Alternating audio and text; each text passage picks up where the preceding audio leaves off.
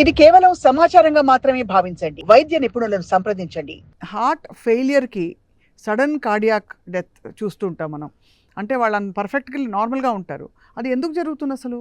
ఇది sudden cardiac death అనేది ఇది బేసికల్లీ ఒక కండక్షన్ అబ్నార్మాలిటీ. గుండెలో ఎలక్ట్రికల్ ఇవి ఉంటాయి కదా.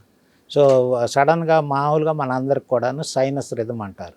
అంటే ఫస్ట్ ఏట్రియా కాంట్రాక్ట్ అయ్యి తర్వాత వెంట్రికల్స్ కాంట్రాక్ట్ అయ్యి ఇవన్నీ కూడా ఈ సైనస్ రిథమ్ అనేది రెగ్యులర్గా ఉంటుంది.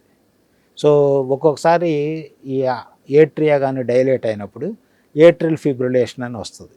అంటే హార్ట్లో అప్పర్ ఛాంబరు ఇర్రెగ్యులర్గా ఎక్కువ టైం కొట్టుకుంటుంది. 75 100 నుంచి 150 దాకా కొట్టుకుంటా ఉంటుంది. తర్వాత ఈ సడన్ కార్డియాక్ డెత్ అనేది సడన్ అంటే వెంట్రుకులర్ ఫిబ్రిలేషన్ అంటారు. ఇప్పుడు ఏట్రియం ఎట్లా అంటే అప్పర్ ఛాంబర్స్ ఎట్లా కొట్టుకుంటాయో అట్లానే కింద లోయర్ ఛాంబర్స్ని బ్లడ్ పంప్ చేసే ఛాంబర్స్ని వెంట్రికల్స్ అంటారు. ఆ వెంట్రుకులర్ ఫిబ్రిలేషన్ దాంట్లో ఇర్రెగ్యులర్ బీటింగ్ వస్తే అది ఎఫెక్టివ్గా బ్లడ్ని బాడీకి పంప్ చేయలేదు. అది. సో అందువల్ల మనిషి అన్కాన్షియస్ అయిపోతాడు. సో మనిషి ఎప్పుడైనా బ్రెయిన్కి బ్లడ్ సప్లై 3 నిమిషాలు కానీ ఆగిపోతే బ్రెయిన్స్ ఇర్రివర్సిబుల్లీ డ్యామేజ్ అయిపోతుంది. కానీ సార్ చాలా అంటే వీటన్నిటికీ మనకి ఇండికేషన్స్ ఉంటాయా అండి? ఇండికేషన్స్ ఉంటాయి. అంటే మనకి తెలిసిన ఇండికేషన్స్ ఇప్పుడు మీరు అన్నట్టు బ్లడ్ వర్క్ చేయించుకోవడం, తర్వాత ట్రైగ్లిజరైడ్స్, ఎల్డిఎల్, హెచ్డిఎల్ ఈ ప్రొఫైల్స్ అన్నీ చేయించుకోవడం. లిపిడ్ ప్రొఫైల్స్ కాకుండా ఇంకేం ఇండికేటర్స్ ఉంటారు సార్ మన దైనందిన ఆరోగ్య పరిస్థితులు గమనించుకుంటే? ఉదాహరణకి నేను చెక్ చేయించుకోవాలా లేదా చూడాలంటే what are a few indicators that you would recommend that I should see a doctor?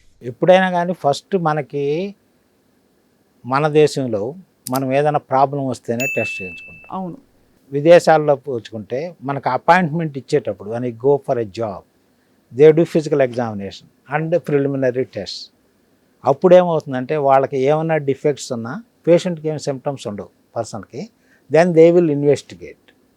మన దేశంలో ఎట్లా అవుతుందంటే యూజువల్గా అందుకే మనం ఒకసారి కంజెంటల్ అంటే పుట్టుకతో వచ్చిన గుండె జబ్బులను కూడా మనం అపాయింట్మెంట్కి వెళ్ళినప్పుడు అప్పుడే తెలుస్తుంది మనకు గుండె జబ్బు ఉందని.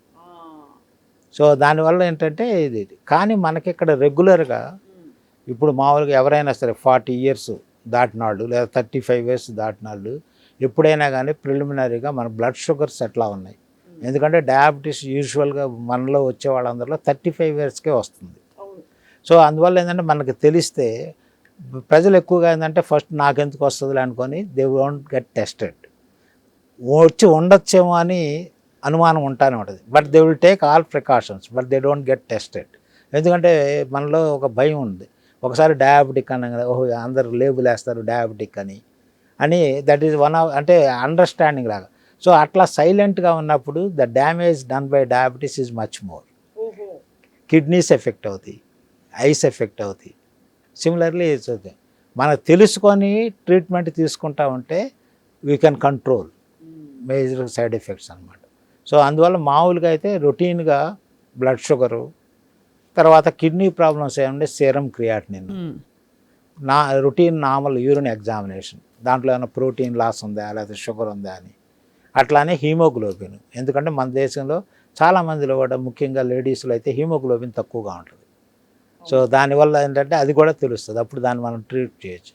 యూజువల్గా మనకు వచ్చే majority of the nutritional anaemia అంటే మనకి రకరకాల పోషక పదార్థాలు సమైన పాలలో దొరకటం తీసుకోకపోవటం వల్ల ఈ న్యూట్రిషన్ వస్తుంది. సో అట్లా మనకి ఏదైనా టెస్ట్ తర్వాత చెస్ట్ ఎక్స్రే వచ్చిన తర్వాత చెస్ట్ ఎక్స్రే తీసుకోవాలి. ఎందుకంటే మనకి హార్ట్ సైజ్ ఉన్నా తెలుస్తుంది, లంగ్లో ప్రాబ్లం ఉన్నా తెలుస్తుంది. ఈ స్టెనోసిస్ కూడా తెలిసిపోతుందా సార్? లేదు, స్టెనోసిస్ తెలియాలంటే కరోనరీ యాంజియోగ్రామే చేయాలి. సిటీ యాంజియో అది యాక్చువల్గా రొటీన్ చెకప్లో అవుట్ పేషెంట్గా చేసే సిటీ యాంజియో. మనకి అసలు సస్పిషన్ లేదు ఈ జబ్బు ఉండదని చెప్పడం, కానీ ఫ్యామిలీలో కొంతమందికి ఉంది. సో వాళ్ళని మళ్ళీ క్యాత్ ల్యాబ్కి వెళ్ళి కరోనరీ యాంజియోగ్రామ్ చేయాల్సిన పని లేదు. ఈ సిటీ యాంజియోగ్రాఫ్లో మనకి నారోయింగ్ తెలుస్తుంది. అందుట్లో ఇప్పుడు వచ్చే దాదాపు రకరకాల స్కానర్స్ ఉన్నాయి. 64 slice అని, 128 slice అని, 256 అని, 512 అని.